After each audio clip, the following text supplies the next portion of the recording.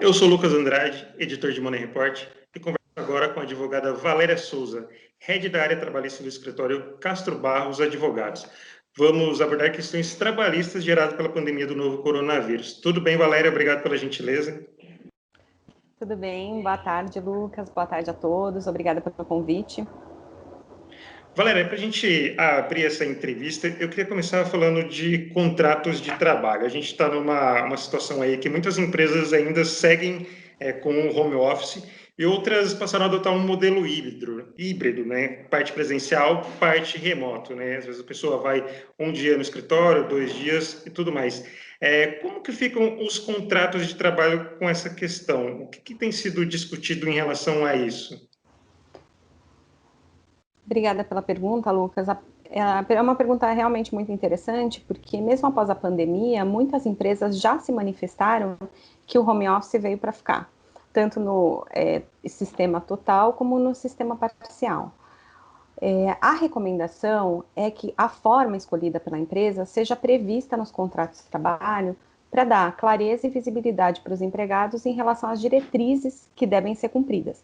Por exemplo, no home office total, as previsões sobre se haverá ou não o controle da jornada de trabalho, até determinação do horário de prestação de serviço, sobre condições ergonômicas, se haverá fornecimento de auxílios, como, por exemplo, auxílios de internet, e para o caso de sistema híbrido, as regras de quem que vai determinar os dias que vão ser trabalhados de casa e os dias que serão trabalhados do escritório, se será determinado pelo empregado, pelo empregador ou por mútuo consentimento. Tratando um pouco especificamente mais do retorno presencial, qual que é a melhor maneira de lidar com isso, né? A gente está num momento ainda que a pandemia não arrefeceu, né, como a gente esperava, mas sim, muitas empresas fizeram esse planejamento de ter esse retorno gradual aos escritórios. Qual que é a melhor maneira de lidar com isso, com essa questão? O retorno ao trabalho presencial, de acordo com a CLT, ele deve se dar por meio de comunicação escrita e com antecedência prévia de, no mínimo, 15 dias. Então, além disso, o empregador ele tem que garantir um ambiente de trabalho seguro e saudável para os empregados. A maioria das empresas está realizando um retorno do trabalho de forma gradual, com alguns grupos enquadrados primeiro, né, e o retorno dos grupos de risco, que são aqueles empregados com as doenças crônicas e os idosos, ficando para o final. E pegando algumas questões sensíveis que podem surgir, por exemplo, tem algum funcionário que de repente não quer voltar para o escritório, que ele se sente exposto ao risco e não confia ainda nesse retorno. Ele pode ter essa recusa? Como que a empresa lida com essa situação? Não, o empregado ele não pode se recusar a retornar ao trabalho. Se a empresa já possui a autorização do governo para voltar a funcionar, se a empresa comunica de forma escrita, com essa antecedência prévia de 15 dias que eu comentei, e se ela cumpre os requisitos e os protocolos de toda o Ministério da Saúde para prevenir o contágio do Covid no ambiente de trabalho, o empregado não poderia se recusar a retornar. A gente está numa situação que é uma doença, um vírus, que muitas vezes as pessoas não sabem onde elas foram infectadas.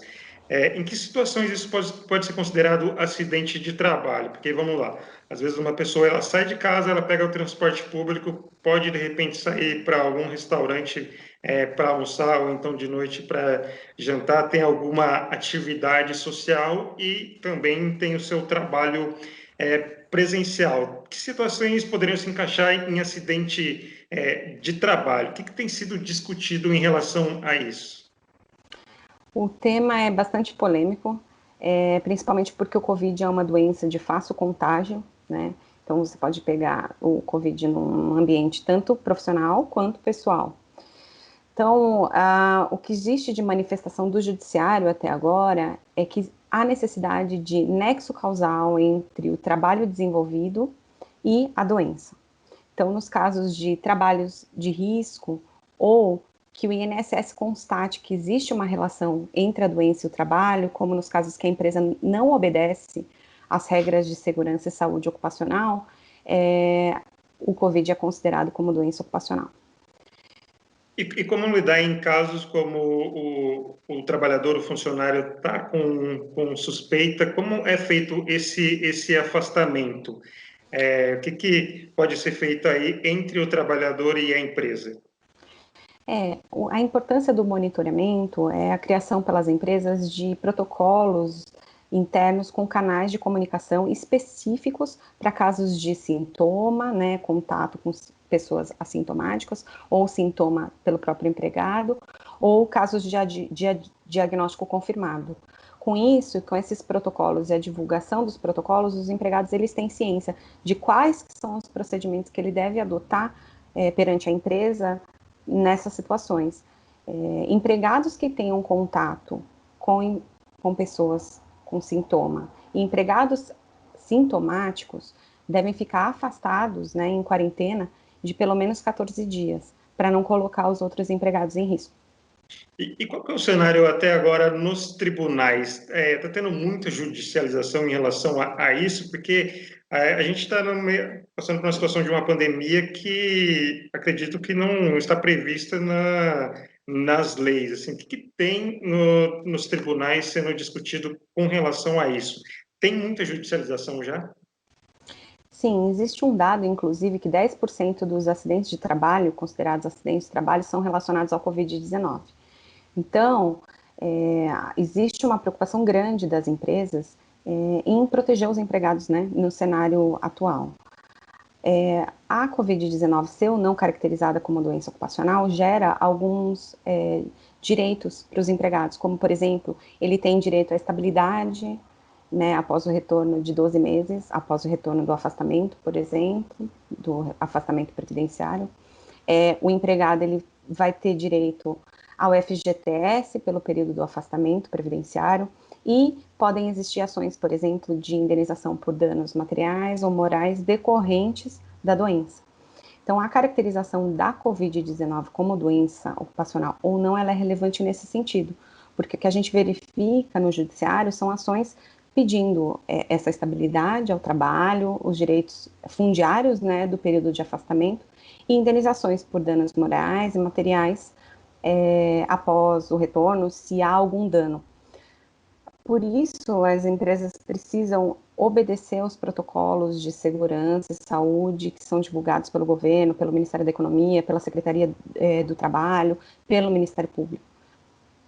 Entrando numa uma outra questão sensível com relação a processos de recrutamento, né? Acredito que vocês estejam auxiliando as empresas quiseram fazer mudanças nos seus processos seletivos, né?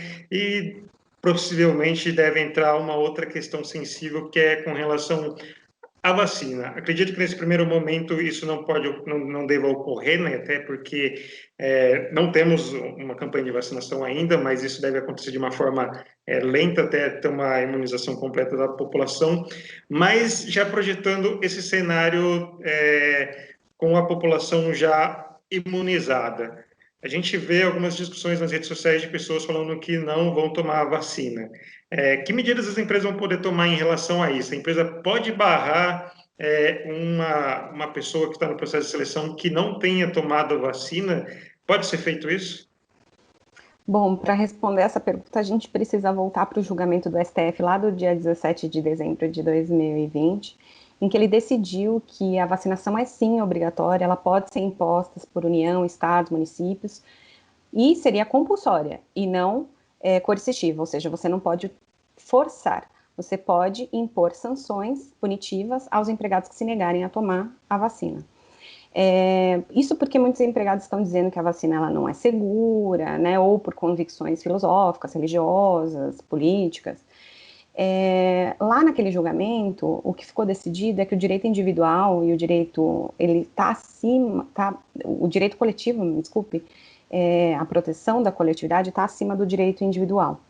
Então, os empregados, trazendo essa decisão para o âmbito das relações de trabalho, na qual o empregador, inclusive, precisa proteger, né, a saúde dos funcionários e a coletividade, naturalmente, as empresas poderão sim impor, por meio de políticas internas, regras para contratação apenas de empregados que estejam vacinados.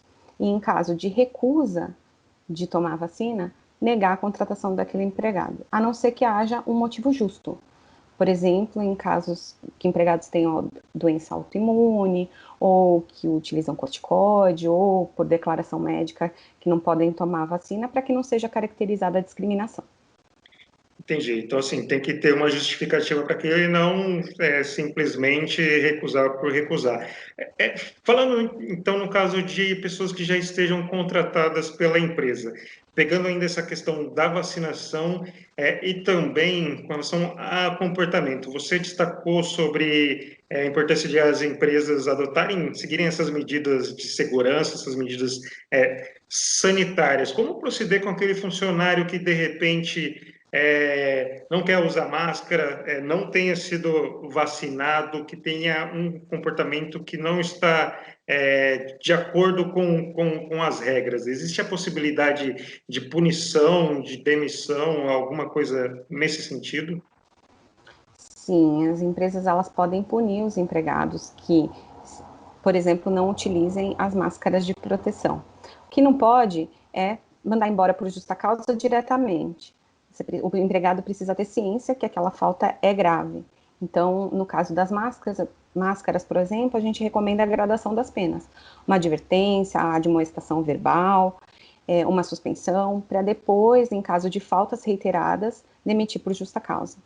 No caso da recusa na vacinação, da mesma forma que o STF entendeu que estados e municípios podem impor sanção, as empresas também poderiam impor sanções. No caso, não caberia advertência ou admoestação verbal, porque você estaria trazendo esse empregado para dentro do ambiente.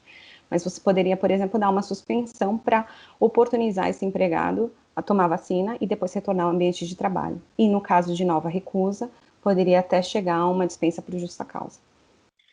Tudo isso que a gente conversou até aqui envolve questões sensíveis, né, ligadas à saúde e outras informações pessoais dos funcionários, tanto das pessoas que já estão trabalhando numa empresa, como, por exemplo, num processo de seleção. Para a gente fechar essa entrevista, como lidar com isso dentro de um contexto da Lei Geral de Proteção de dados? Como que fica tudo isso? Que você precisa trocar informação, que você precisa ter acesso a informações sensíveis.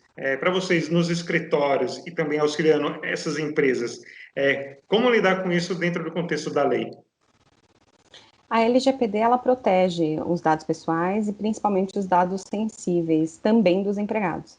Então, o que as empresas têm que tomar cuidado é de ter uma autorização expressa por escrito, tanto dos candidatos nos processos seletivos, quanto dos empregados, e até após a rescisão contratual, para a utilização e tratamento dos dados, principalmente aqueles que são considerados sensíveis, relacionados à saúde dos empregados, né, relacionados, por exemplo, a vacinação, prontuários médicos, vacinação.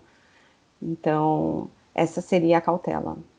Então, tudo essa conversa que a gente fez com relação à vacina, processo seletivo, LGPD, tudo gira em torno de cautela e previsibilidade nessas relações trabalhistas. A gente pode resumir de uma forma, seria desse jeito.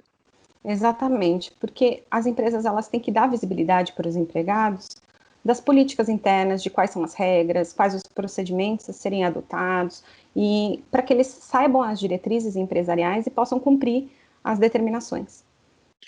Doutora Valéria, muito obrigado pela atenção, pela gentileza em conversar com a gente e esclarecer as nossas dúvidas. Eu que agradeço. Boa tarde a todos. O NEPAD conversou com a advogada Valéria Souza, head da área trabalhista do escritório Castro Barros Advogados. Obrigado pela atenção e até a próxima.